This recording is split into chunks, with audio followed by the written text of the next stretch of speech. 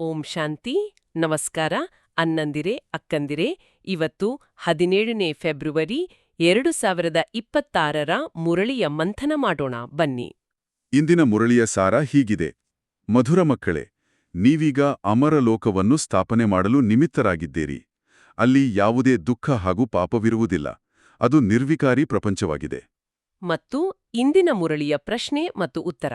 ಪ್ರಶ್ನೆ: ಈಶ್ವರೀಯ ಕುಟುಂಬದ ಅದ್ಭುತ ಯೋಜನೆ ಯಾವುದಾಗಿದೆ? ಉತ್ತರ: ಈಶ್ವರೀಯ ಕುಟುಂಬದ ಯೋಜನೆಯಾಗಿದೆ ಫ್ಯಾಮಿಲಿ ಪ್ಲಾನಿಂಗ್ ಮಾಡುವುದು. ಒಂದು ಸದ್ಧರ್ಮದ ಸ್ಥಾಪನೆ ಮಾಡಿ ಅನೇಕ ಧರ್ಮಗಳ ವಿನಾಶ ಮಾಡುವುದು. ಮನುಷ್ಯರು ಜನಸಂಖ್ಯಾ ನಿಯಂತ್ರಣ ಮಾಡಲು ಯೋಜನೆಗಳನ್ನು ಮಾಡುತ್ತಾರೆ. ತಂದೆಯು ತಿಳಿಸುತ್ತಾರೆ, ಅವರ ಯೋಜನೆಗಳು ನಡೆಯುವುದಿಲ್ಲ. ನಾನೇ ಹೊಸ ಪ್ರಪಂಚದ ಸ್ಥಾಪನೆ ಮಾಡುತ್ತೇನೆ, ಆಗ ಉಳಿದೆಲ್ಲ ಆತ್ಮರು ಮೇಲೆ ಮನೆಗೆ ಹೊರಟು ಹೋಗುವರು. ನಂತರ ಕೆಲವು ಆತ್ಮಗಳೇ ಇರುತ್ತಾರೆ. ಈ ಫ್ಯಾಮಿಲಿ ಪ್ಲಾನಿಂಗ್ ಅನ್ನೋ ಶಬ್ದವನ್ನ ಬಾಬಾ ಎಷ್ಟು ಅದ್ಭುತವಾಗಿ ಬಳಸಿದ್ದಾರೆ ಅಲ್ವಾ? ಹೌದು, ನಿಜಕ್ಕೂ. ಲೌಕಿಕದಲ್ಲಿ ನಾವು ಫ್ಯಾಮಿಲಿ ಪ್ಲಾನಿಂಗ್ ಅಂದ್ರೆ ಜನಸಂಖ್ಯೆ ನಿಯಂತ್ರಣ. ಹೌದು, ಒಂದೋ ಎರಡೋ ಮಕ್ಕಳು ಸಾಕು ಅನ್ನೋ ಒಂದು ಸೀಮಿತ ಅರ್ಥದಲ್ಲಿ ಯೋಚಿಸುತ್ತೇವೆ. ಅದು ಸಂಪೂರ್ಣವಾಗಿ ಶಾರೀರಿಕ ಸಂಬಂಧಪಟ್ಟ ಯೋಜನೆ. ಖಂಡಿತ. ಲೌಕಿಕದಲ್ಲಿ ಮನುಷ್ಯರು ಮಾರುವ ಯೋಜನೆಗಳು ಅಲ್ಪಕಾಲಿಕ ಮತ್ತೆ ಭೌತಿಕ ಮಟ್ಟದಲ್ಲಿ ಮಾತ್ರ ಇರ್ತವೆ. ಆದ್ರೆ ಬಾಬಾವ್ರ ಯೋಜನೆ ಅದು ಅದಕ್ಕಿಂತ ಎಷ್ಟೋ ವಿಸ್ತಾರವಾಗಿದೆ. ಇದು ಆಧ್ಯಾತ್ಮಿಕ ಫ್ಯಾಮಿಲಿ ಪ್ಲಾನಿಂಗ್. ಹೌದು, ಆತ್ಮಗಳ ಇಡೀ ಕುಟುಂಬದ ಬಗ್ಗೆ ಚಿಂತನೆ ಇದೆ ಇದರಲ್ಲಿ. ಬಾಬಾ ಹೇಳ್ತಾರೆ, ಈ ಇಡೀ ಪತಿತ ಪ್ರಪಂಚವನ್ನೇ ಖಾಲಿ ಮಾಡೋದು ನನ್ನ ಯೋಜನೆ ಅಂತ. ಅಂದ್ರೆ ನಾಟಕ ಪೂರ್ಣಗೊಳಿಸಿದ ಎಲ್ಲ ಆತ್ಮರನ್ನು ಅವರವರ ನಿಜವಾದ ಮನೆಗೆ, ಪರಮಧಾಮಕ್ಕೆ ವಾಪಸ್ ಕಳಿಸೋದು. ಇದನ್ನೇ ಬಾಬಾ ಮಹಾ ವರ್ಗಾವಣೆ ಅಥವಾ ಗ್ರೇಟ್ ಟ್ರಾನ್ಸ್ಫರ್ ಅಂತ ಕರೀತಾರೆ. ಸೃಷ್ಟಿ ನಾಟಕದ ಕೊನೆಯಲ್ಲಿ ಪ್ರತಿಯೊಬ್ಬ ಆತ್ಮನೂ ತನ್ನ ಪಾತ್ರ ಮುಗಿಸಿ ಮನೆಗೆ ಹೋಗ್ಲೇಬೇಕಲ್ವಾ? ಹೌದು, ಹೋಗ್ಲೇಬೇಕು. ಈಗ ನೋಡಿ, ಜಗತ್ತಿನಲ್ಲಿ ನೂರಾರು ಧರ್ಮಗಳಿವೆ, ಕೋಟ್ಯಾಂತರ ಆತ್ಮರಿದ್ದಾರೆ. ಬಾಬಾ ಅವರ ಈಶ್ವರೀಯ ಫ್ಯಾಮಿಲಿ ಪ್ಲಾನಿಂಗ್ ಅಂದ್ರೆ ಈ ಎಲ್ಲಾ ಅನೇಕ ಧರ್ಮಗಳನ್ನ ಸಮಾಪ್ತಿ ಮಾಡಿ ಕೇವಲ ಒಂದೇ ಒಂದು ಆದಿ ಸನಾತನ ದೇವಿ ದೇವತಾ ಧರ್ಮದ ಸ್ಥಾಪನೆ ಮಾಡೋದು. ಹೌದು.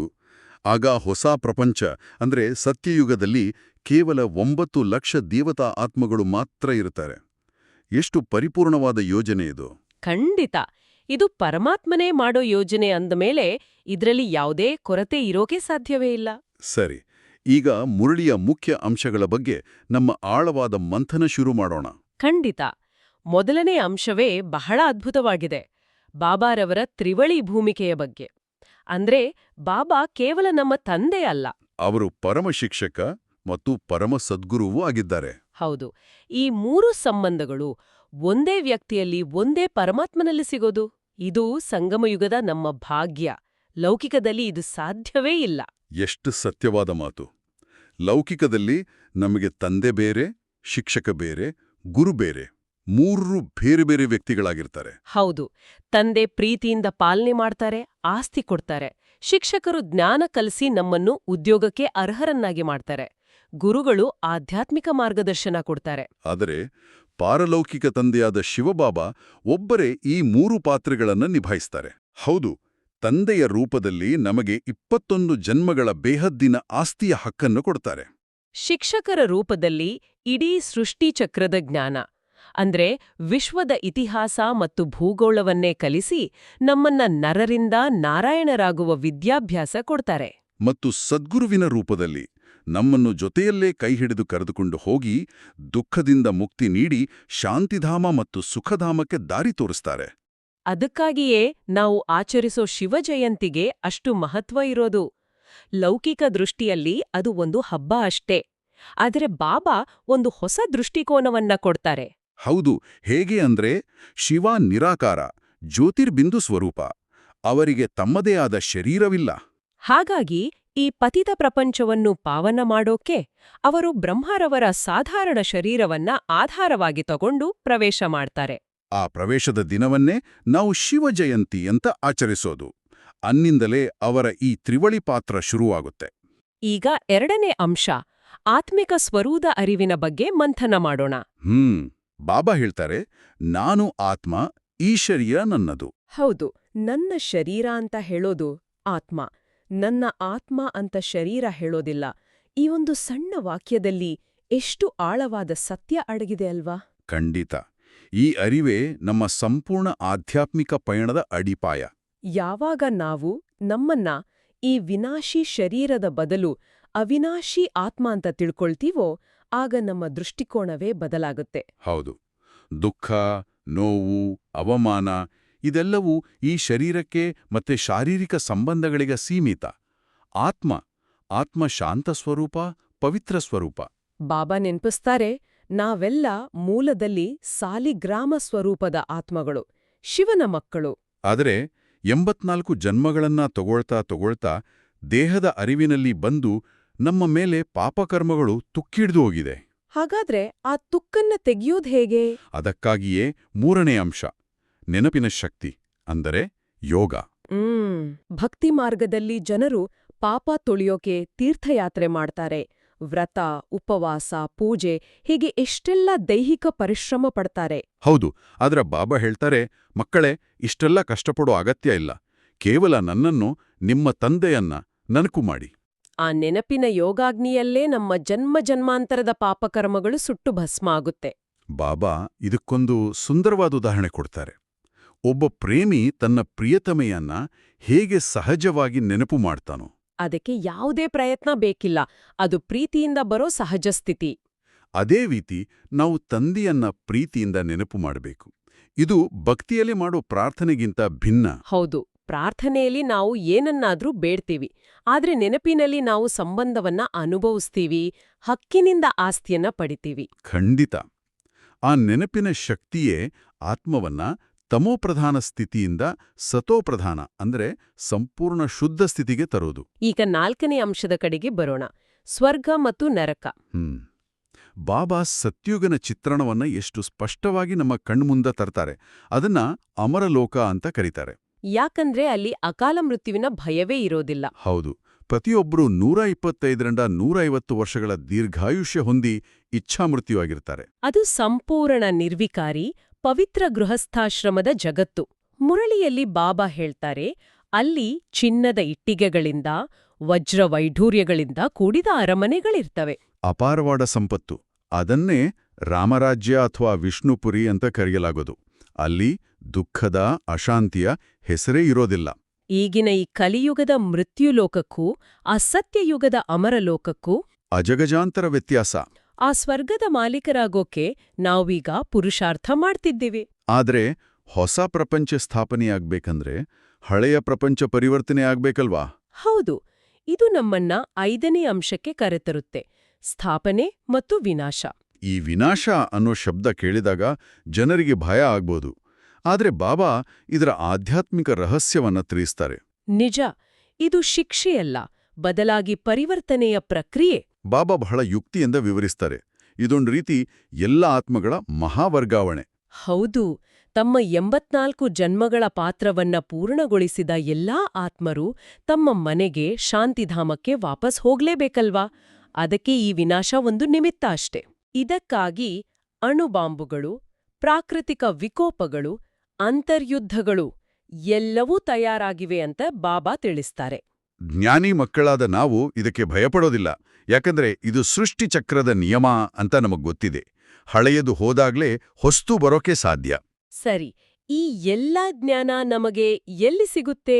ಅದು 6ನೇ ಅಂಶ, ನಮ್ಮ ಈಶ್ವರೀಯ ವಿಶ್ವವಿದ್ಯಾಲಯ. ಹೌದು, ನಾವು ಓದುತ್ತಿರುವ ಈ ಜ್ಞಾನ ಯಾವುದೇ ಲೌಕಿಕ ಕಾಲೇಜ್ ಅಥವಾ ಯೂನಿವರ್ಸಿಟಿಯಲ್ಲಿ ಸಿಗೋದಿಲ್ಲ. ಯಾಕಂದ್ರೆ ಇದನ್ನ ಸ್ಥಾಪಿಸಿದವರೇ ಸ್ವಯಂ ಜ್ಞಾನಸಾಗರ ಪರಮಾತ್ಮ. ನಿಜ, ಇಲ್ಲಿ ಕಲ್ಸೋ ವಿಷಯವೇ ವಿಶ್ವದ ಇತಿಹಾಸ ಮತ್ತು ಭೂಗೋಳ. ಇದು ಲೌಕಿಕ ಇತಿಹಾಸ ಅಲ್ಲ. ಹೌದು, ಇದು 5000 ವರ್ಷಗಳ ಸೃಷ್ಟಿಚಕ್ರ ಹೇಗೆ ತಿರುಗುತ್ತೆ, ಸತ್ಯ, ತ್ರೇತಾ, ದ್ವಾಪರ, ಕಲಿಯುಗಗಳ ರಹಸ್ಯವೇನು, ನಾವು 84 ಜನ್ಮಗಳನ್ನ ಹೇಗೆ ತೆಗೆದುಕೊಳ್ಳುತ್ತೇವೆ, ಸತ್ಯಯುಗದಲ್ಲಿ ಲಕ್ಷ್ಮೀನಾರಾಯಣರು ಆ ರಾಜ್ಯಭಾಗ್ಯವನ್ನ ಹೇಗೆ ಪಡೆದರು ಅನ್ನೋ ಸಂಪೂರ್ಣ ಆಧ್ಯಾತ್ಮಿಕ ಜ್ಞಾನವನ್ನ ಬಾಬಾ ನಮ್ಗೆ ಕಲಿಸ್ತಾರೆ. ಈ ಓದನ್ನ ಬೇರೆಲ್ಲೂ ಕಲ್ಸೋಕ್ ಸಾಧ್ಯವೇ ಇಲ್ಲ. ಈ ವಿಶ್ವವಿದ್ಯಾಲಯದ ಗುರಿಯೇ ಬಹಳ ಶ್ರೇಷ್ಠವಾಗಿದೆ. ಹೌದು, ಸಾಮಾನ್ಯ ಮನುಷ್ಯರಿಂದ ದೇವತೆಯಾಗೋದು, ಕೌಡಿಯಂತಿದ್ದ ನಮ್ಮನ್ನು ವಜ್ರವನ್ನಾಗಿ ಮಾಡೋದು. ಯಾರು ಈ ಓದನ್ನ ಎಷ್ಟು ಚೆನ್ನಾಗಿ ಶ್ರದ್ಧೆಯಿಂದ ಓದ್ತಾರೋ ಅಷ್ಟು ಉನ್ನತ ಪದವಿಯನ್ನ ಅವರು ಭವಿಷ್ಯದ ಹೊಸ ಪ್ರಪಂಚದಲ್ಲಿ ಪಡಿತಾರೆ. ಇಲ್ಲಿ ಪರೀಕ್ಷೆಯೂ ಇದೆ, ಬಹುಮಾನವೂ ಇದೆ. ಮತ್ತು 7ನೇ ಅಂಶ, ಈ ಜ್ಞಾನವನ್ನ ಕೇವಲ ಕೇಳಿದ್ರೆ ಅಥವಾ ಓದಿದ್ರೆ ಸಾಲ್ದು. ಅದನ್ನ ಜೀವನದಲ್ಲಿ ಧಾರಣೆ ಮಾಡ್ಕೋಬೇಕು. ಹೌದು, ಧಾರಣೆಯ ಬಗ್ಗೆ ಹೇಳ್ತಾ ಬಾಬಾ ವೈಷ್ಣವ ಅನ್ನೋ ಪದದ ನಿಜವಾದ ಅರ್ಥವನ್ನು ತಿಳಿಸ್ತಾರೆ. ಲೌಕಿಕದಲ್ಲಿ ವೈಷ್ಣವ ಅಂದ್ರೆ ಕೇವಲ ಸಾತ್ವಿಕ ಆಹಾರ ತಿನ್ನೋರು ಅಂತ ತಿಳ್ಕೊಂಡಿದ್ದಾರೆ. ಆದ್ರೆ ಬಾಬಾ ಹೇಳ್ತಾರೆ, ಅದು ಕೇವಲ ಮೊದಲ ಹೆಜ್ಜೆ. ನಿಜವಾದ ವೈಷ್ಣವ ಅಂದ್ರೆ ಕೇವಲ ಆಹಾರದಲ್ಲಿ ಮಾತ್ರ ಅಲ್ಲ, ಮನಸ್ಸು, ಮಾತು, ದೃಷ್ಟಿ ಮತ್ತು ಕೃತಿಯಲ್ಲಿ ಸಂಪೂರ್ಣ ಪವಿತ್ರತೆಯನ್ನ ಪಾಲಿಸೋರು. ಹೌದು, ನಿರ್ವಿಕಾರಿಯಾಗಿರುವುದೇ ನಿಜವಾದ ವೈಷ್ಣವ ಧರ್ಮ. ರಕ್ಷಾಬಂಧನದ ಹಬ್ಬ ಇದೇ ಪವಿತ್ರತೆಯ ಪ್ರತಿಜ್ಞೆಯ ಸಂಕೇತವಾಗಿದೆ. ಈ ಸಂಪೂರ್ಣ ಪವಿತ್ರತೆಯ ಧಾರಣೆಯೇ ಸತ್ಯಯುಗ ಅಥವಾ ವಿಷ್ಣುಪುರಿಗೆ ಪ್ರವೇಶಿಸಲು ಇರುವ ಮುಖ್ಯ ಅರ್ಹತೆ. ತುಂಬ ಚೆನ್ನಾಗಿ ಎಲ್ಲಾ ಅಂಶಗಳನ್ನು ಮಂಥನ ಮಾಡಿದೆವು. ಈಗ ಮುರಳಿಯ ಮುಂದಿನ ಭಾಗಕ್ಕೆ ಹೋಗೋಣ. ಧಾರಣೆಗಾಗಿ ಮುಖ್ಯ ಸಾರ ನಾನು ಓದುತ್ತೇನೆ. 1.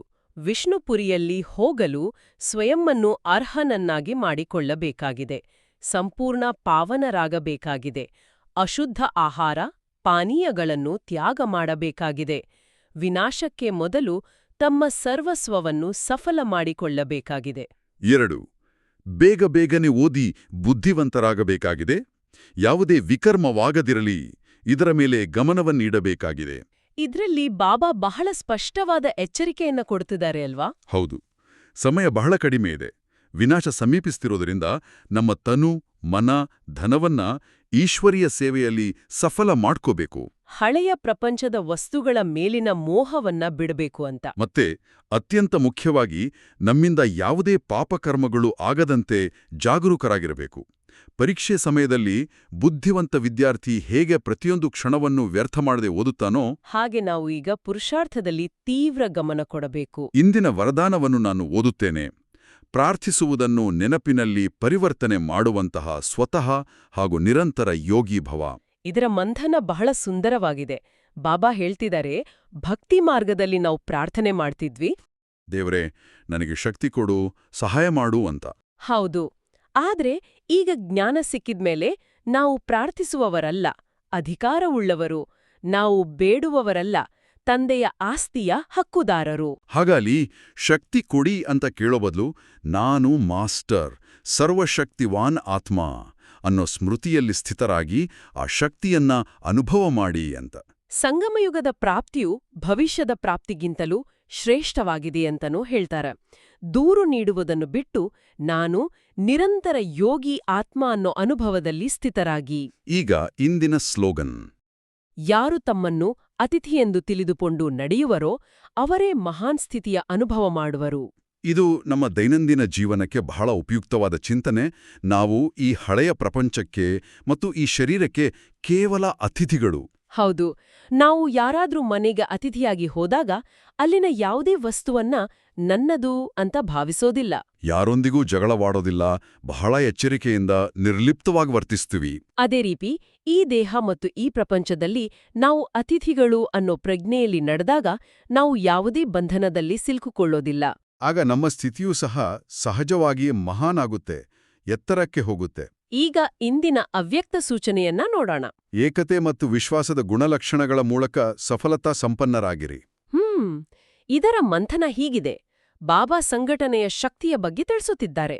ಯಶಸ್ಸು ಗಳಿಸಲು 4 ಬಲಗಳು ಬೇಕು ಅಂತ. ಸಂಘಟನೆಯ ಬಲ, ಸ್ನೇಹದ ಬಲ, ಸಹಕಾರದ ಬಲ ಮತ್ತು ಸಹನಶೀಲತೆಯ ಬಲ. ಈ ಎಲ್ಲಾ ಬಲಗಳನ್ನು ಜಮಾ ಮಾಡಲು ಒಂದೇ ಒಂದು ದಾರಿಯಿದೆ, ಅದು ಏಕರಸ ಸ್ಥಿತಿ. ಅಂದ್ರೆ ನಮ್ಮ ಬುದ್ಧಿಯು ಬೇರೆ ಯಾವುದೇ ಲೌಕಿಕ ಅಥವಾ ಅಲೌಕಿಕ ಆಕರ್ಷಣೆಗಳಲ್ಲಿ ಸಿಲುಕೊಳ್ಳದೆ ಕೇವಲ ಒಬ್ಬ ತಂದೆಯ ನೆನಪಿನಲ್ಲಿ, ಅವರ ಪ್ರೀತಿಯಲ್ಲಿ ಮಗ್ನಮಾದಿರುವುದು. ಯಾವಾಗ ಬುದ್ಧಿ ಒಬ್ಬ ತಂದೆಯಲ್ಲಿ ಸ್ಥಿರವಾಗಿರುತ್ತದೆಯೋ ಆಗ ಮಾಯೆ ನಮ್ಮ ಮೇಲೆ ದಾಳಿ ಮಾಡಲು ಸಾಧ್ಯವಿಲ್ಲ ಮತ್ತು ನಾವು ಸಂಘಟನೆಯಲ್ಲಿಯೂ ಯಶಸ್ವಿಯಾಗ್ತೇವೆ. ಆಗ್ಲೇ ಬಾಬಾ ಅವರ ಪ್ರತ್ಯಕ್ಷತೆಯು ಸಮೀಪ ಬರೋದು. ಬನ್ನಿ ಅಣ್ಣಂದಿರೆ, ಅಕ್ಕಂದಿರೆ, ಈಗ ನಾವು ಬಾಬಾ ಕೊಟ್ಟಿರುವ ಇಂದಿನ ಶ್ರೇಷ್ಠ ಸ್ವಮಾನಗಳ ಅಭ್ಯಾಸ ಮಾಡೋಣ. 1. ನಾನು ಅಮರ ಲೋಕವನ್ನು ಸ್ಥಾಪನೆ ಮಾಡುವ ಮಾಸ್ಟರ್ ರಚಯಿತ ಆತ್ಮ. 2. ನಾನು ಶಿವತಂದೆ, ಪರಮ ಶಿಕ್ಷಕ ಮತ್ತು ಸದ್ಗುರುವಿನ ಛಾತ್ರಛಾಯೆಯಲ್ಲಿರುವ ಅದೃಷ್ಟಶಾಲಿ ಆತ್ಮ. 3. ನಾನು ಕರ್ಮ, ಅಕರ್ಮ ಮತ್ತು ವಿಕರ್ಮಗಳ ಗತಿಯನ್ನು ತಿಳಿದಿರುವ ಜ್ಞಾನಿ ಆತ್ಮ. ನಾನು ಅತಿಥಿ ಎಂದು ತಿಳಿದುಕೊಂಡು ಮಹಾನ್ ಸ್ಥಿತಿಯ ಅನುಭವ ಮಾಡುವ ಆತ್ಮನಾಗಿದ್ದೇನೆ. ನಾನು ಸ್ಮೃತಿ ಸ್ವರೂಪನಾಗಿ ಸರ್ವಪ್ರಾಪ್ತಿಗಳ ಅನುಭವ ಮಾಡುವ ಸಂಪೂರ್ಣ ತೃಪ್ತ ಆತ್ಮ. ನಾನು ಭವಿಷ್ಯಕ್ಕಿಂತಲೂ ಶ್ರೇಷ್ಠವಾದ ವರ್ತಮಾನದ ಭಾಗ್ಯದ ನಶೆಯಲ್ಲಿರುವ ಪದ್ಮ ಭಾಗ್ಯಶಾಲಿ ಆತ್ಮ. ನಾನು ಸ್ನೇಹ ಮತ್ತು ಸಹಯೋಗದ ಬಲದಿಂದ ವಿಘ್ನಗಳನ್ನು ಗೆಲ್ಲುವ ಸಫಲತಾ ಮೂರ್ತಿಯ ಆತ್ಮ. ನಾನು ಅಶುದ್ಧತೆಯನ್ನು ತ್ಯಾಗ ಮಾಡಿ ವಿಷ್ಣುಪುರಿಗೆ ಹೋಗುವ ಅರ್ಹತೆಯುಳ್ಳ ವೈಷ್ಣವ ಆತ್ಮ. ಈಗ ಇಂದಿನ ಮುರಳಿಯ ಮುಖ್ಯ ಸಾರಾಂಶ ಅಥವಾ ದಿನವಿಡೀ ಗಮನದಲ್ಲಿಡಬೇಕಾದ ಮುಖ್ಯಾಂಶಗಳು. 1. ಸ್ವಮಾನದ ಅಭ್ಯಾಸ. ನಾನು ನಿರಂತರ ಯೋಗಿ ಆತ್ಮ ಎಂಬ ಸ್ವಮಾನದಲ್ಲಿ ಸ್ಥಿತರಾಗಿರಿ. ಅಂತರ್ಮುಖಯಾಗಿ ಬಾಬಾನ ಜೊತೆಗಿನ ಸಂಬಂಧವನ್ನು ಅನುಭವ ಮಾಡ್ತಾ ಯಾವುದೇ ರೀತಿಯ ದೂರುಗಳಿಂದ ಮುಕ್ತರಾಗಿರಿ. 2. ಅತಿಥಿಯೆಂದು ಭಾವಿಸಿ.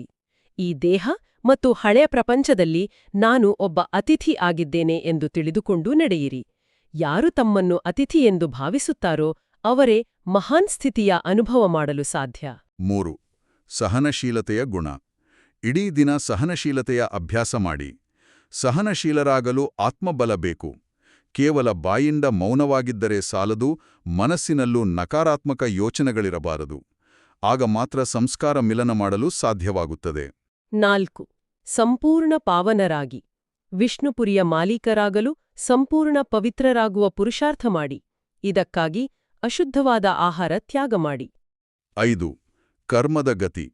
ಕರ್ಮ, ಅಕರ್ಮ ಮತ್ತು ವಿಕರ್ಮದ ಗುಹ್ಯಗತಿಯನ್ನು ಅರ್ಥಮಾಡಿಕೊಂಡು ದಿನವಿಡೀ ಕರ್ಮಕ್ಷೇತ್ರದಲ್ಲಿ ಶ್ರೇಷ್ಠ ಕರ್ಮಗಳನ್ನು ಮಾಡಿ. 6. ಸಫಲ ಮಾಡಿಕೊಳ್ಳಿ. ಇದು ವಿನಾಶದ ಸಮಯವಾಗಿರುವುದರಿಂದ ಹಳೆಯ ಪ್ರಪಂಚದ ಬಗ್ಗೆ ವೈರಾಗ್ಯವಿರಲಿ. ನಿಮ್ಮ ತನು, ಮನ ಮತ್ತು ಧನವನ್ನು ಈಶ್ವರೀಯ ಸೇವೆಯಲ್ಲಿ ಸಫಲ ಮಾಡಿಕೊಳ್ಳಿ. 7. ದಿನಚರ್ಯೆಯ ಪಾಲನೆ. ಸಂಜೆ ವರದಾನವನ್ನು ಸ್ಮೃತಿಯಲ್ಲಿಟ್ಟುಕೊಳ್ಳಿ. 8. 4 ಬಲಗಳ ಧಾರಣೆ. ಏಕರಸ ಸ್ಥಿತಿಯಲ್ಲಿ ಒಬ್ಬ ತಂದೆಯ ನೆನಪಿನಲ್ಲಿ ಇರುವುದರ ಮೂಲಕ ಸಂಘಟನೆಯ ಬಲ, ಸ್ನೇಹದ ಬಲ, ಸಹಕಾರದ ಬಲ ಮತ್ತು ಸಹನಶೀಲತೆಯ ಬಲವನ್ನು ಜಮಾ ಮಾಡಿಕೊಳ್ಳಿ. ಇಂದಿನ ಮುರಳಿಯ ಸಾರಾಂಶದ ಆಧಾರದ ಮೇಲೆ ನಾವು ರಾಜಯೋಗದ ಅಭ್ಯಾಸ ಮಾಡೋಣ. ಓಂ ಶಾಂತಿ. ನಾನು ದೀರ್ಘವಾಗಿ ಉಸಿರನ್ನು ತೆಗೆದುಕೊಳ್ಳುತ್ತಿದ್ದೇನೆ ಮತ್ತು ಅದನ್ನು ನಿಧಾನವಾಗಿ ಬಿಡುತ್ತಿದ್ದೇನೆ. ನಾನು ಹೊರಗಿನ ಪ್ರಪಂಚದ ಎಲ್ಲಾ ಶಬ್ದಗಳಿಂದ ನನ್ನ ಗಮನವನ್ನು ತೆಗೆದು ನಾನು ನನ್ನ ಆಂತರಿಕ ಶಾಂತಿಯ ಕಡೆಗೆ ಗಮನ ಹರಿಸುತ್ತಿದ್ದೇನೆ. ನಾನು ಈ ಹಣೆಯ ಮಧ್ಯದಲ್ಲಿ ಮಿನುಕ್ತಿರುವ ಚೈತನ್ಯ ನಕ್ಷತ್ರವಾಗಿದ್ದೇನೆ. ನಾನು ಶಾಂತ ಸ್ವರೂಪದ ಆತ್ಮನಾಗಿದ್ದೇನೆ. ನಾನು ಈ ಹಳೆಯ ದೇಹ ಮತ್ತು ಈ ಹಳೆಯ ಪ್ರಪಂಚದಲ್ಲಿ ಅತಿಥಿಯಾಗಿದ್ದೇನೆ. ಅತಿಥಿಯಾಗಿರುವ ನನಗೆ ಇಲ್ಲಿನ ಯಾವುದೇ ವಿಷಯಗಳಲ್ಲಿ ಮೋಹವಿರುವುದಿಲ್ಲ. ನಾನು ಕೇವಲ ಶ್ರೇಷ್ಠ ಪಾತ್ರಧಾರಿಯಾಗಿ ಇಲ್ಲಿ ಅವತರಿಸಿದ್ದೇನೆ. ಈ ಅತಿಥಿ ಎಂಬ ಭಾವನೆಯೇ ನನ್ನನ್ನು ಮಹಾನಾಗಿ ಮಾಡುತ್ತಿದೆ. ನಾನು ಎಲ್ಲ ಲೌಕಿಕ ಬಂಧನಗಳಿಂದ ಮುಕ್ತವಾಗುತ್ತಿದ್ದೇನೆ. ಈಗ ನಾನು ನನ್ನ ಬುದ್ಧಿಯನ್ನು ಈ ಸ್ಥೂಲ ಪ್ರಪಂಚದಿಂದಾಚೆಗೆ ಕರೆದೊಯ್ಯುತ್ತಿದ್ದೇನೆ. ಅದು ಕೆಂಪು ಬಂಗಾರ ವರ್ಣ ಲೋಕವಾಗಿದೆ. ಅದುವೇ ಪರಮಧಾಮ, ಶಾಂತಿಧಾಮ. ಅದು ನನ್ನ ನಿಜವಾದ ಮನೆಯಾಗಿದೆ. ಅಲ್ಲಿ ನನ್ನ ತಂದೆ ಶಿವಬಾಬಾ ಪ್ರಕಾಶಿಸುತ್ತಿದ್ದಾರೆ. ನಾನು ಈಗ ಬಾಬಾನ ಸಮ್ಮುಖದಲ್ಲಿದ್ದೇನೆ. ನನ್ನ ಮನಸ್ಸಿನಲ್ಲಿ ಪ್ರಪಂಚದ ಬಗ್ಗೆ ಅಥವಾ ಇನ್ಯಾವುದೇ ವಿಷಯದ ಬಗ್ಗೆ ಯಾವುದೇ ದೂರುಗಳಿಲ್ಲ. ನಾನು ಯಾವುದನ್ನೂ ಪ್ರಾರ್ಥನೆ ಮಾಡುತ್ತಿಲ್ಲ. ಬದಲಾಗಿ ನಾನು ಅಧಿಕಾರವುಳ್ಳ ಮಗುವಾಗಿದ್ದೇನೆ. ನಾನು ಸಂಪೂರ್ಣ ಹಗುರವಾಗಿದ್ದೇನೆ. ನಾನು ನಿರಂತರ ಯೋಗಿಯಾಗಿದ್ದೇನೆ. ನನ್ನ ಗಮನವು ಕೇವಲ ಬಾಬಾನ ಕಡೆಗೆ ಮಾತ್ರ ಇದೆ. ಬಾಬಾನಿಂದ ಪವಿತ್ರತೆಯ ಮತ್ತು ಶಕ್ತಿಯ ಕಿರಣಗಳು ನನ್ನ ಮೇಲೆ ಧಾರಾಕಾರವಾಗಿ ಬೀಳುತ್ತಿವೆ. ನಾನು ಜನ್ಮ ಜನ್ಮಾಂತರದ ವಿಕರ್ಮಗಳಿಂದ ಮುಕ್ತನಾಗಿ ಸಂಪೂರ್ಣ ಪಾವನನಾಗುತ್ತಿದ್ದೇನೆ. ನಾನು ಮುಂಬರುವ ಅಮರ ಲೋಕದ ಆ ವಿಷ್ಣುಪುರಿಯ ಅಧಿಕಾರಿಯಾಗುತ್ತಿದ್ದೇನೆ. ನನ್ನ ದೃಷ್ಟಿ ಕೇವಲ ಒಬ್ಬ ತಂದೆ ಮೇಲೆಯೇ ಸ್ಥಿರವಾಗಿದೆ. ಇದುವೇ ನನ್ನ ಏಕರಸ ಸ್ಥಿತಿಯಾಗಿದೆ. ಈ ಏಕಾಗ್ರತೆಯಿಂದ ನನ್ನಲ್ಲಿ ದೈವಿ ಶಕ್ತಿಗಳು ಜಮೆಯಾಗುತ್ತಿವೆ. ಎಂತಹದ್ದೇ ಪರಿಸ್ಥಿತಿ ಬಂದರೂ ಅಲುಗಾಡದ ಸಹನಶೀಲತೆಯ ಬಲ ನನ್ನಲ್ಲಿ ತುಂಬುತ್ತಿದೆ. ಎಲ್ಲರನ್ನೂ ಒಗ್ಗೂಡಿಸಿಕೊಂಡು ಹೋಗುವ ಸಂಘಟನೆಯ ಬಲ ನನ್ನದಾಗುತ್ತಿದೆ. ಎಲ್ಲರ ಮೇಲೂ ಪ್ರೀತಿಯನ್ನು ಸುರಿಸುವ ಸ್ನೇಹದ ಬಲ ನನ್ನದಾಗುತ್ತಿದೆ ಮತ್ತು ನಿಸ್ವಾರ್ಥವಾಗಿ ಸೇವೆ ಮಾಡುವ ಸಹಕಾರದ ಬಲ ನನ್ನದಾಗುತ್ತಿದೆ. ಈಗ ಮಾಯೆ ನನ್ನಿಂದ ದೂರ ಓಡಿ ಹೋಗುತ್ತಿದೆ. ನಾನು ಮಾಯಾಜೀತ, ಜಯಶಾಲಿ ಆತ್ಮನಾಗಿದ್ದೇನೆ.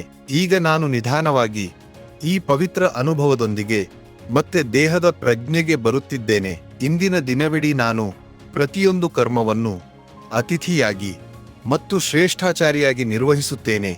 ಓಂ ಶಾಂತಿ. ಓಂ ಶಾಂತಿ. ಓಂ ಶಾಂತಿ. ಅಣ್ಣಂದಿರೇ, ಅಕ್ಕಂದಿರೇ, ಈ ಮುರಳಿಯನ್ನು ಇಡೀ ದಿನದಲ್ಲಿ ಅನೇಕ ಬಾರಿ ರಿವೈಸ್ ಮಾಡೋಣ. ಬಾಬಾರವರು ಕೊಟ್ಟಿರುವ ಶ್ರೇಷ್ಠ ಸ್ವಮಾನದಲ್ಲಿ ಸ್ಥಿತರಾಗೋಣ, ಬಾಬಾ ಕಲಿಸಿದ ಡ್ರಿಲ್ ಮಾಡೋಣ ಮತ್ತು ಯಾವಾಗಲೂ ಫೈನಲ್ ಪೇಪರ್ ಪಾಸ್ ಮಾಡಲು ಎವರ್ ರೆಡಿಯಾಗಿರೋಣ. ನಿಮ್ಮ ಜೀವನ ಅತ್ಯುತ್ತಮವಾಗಲಿ ಎಂದು ಸದಾ ಹಾರೈಸುತ್ತೇವೆ. ಒಳ್ಳೆಯದು. ಓಂ ಶಾಂತಿ.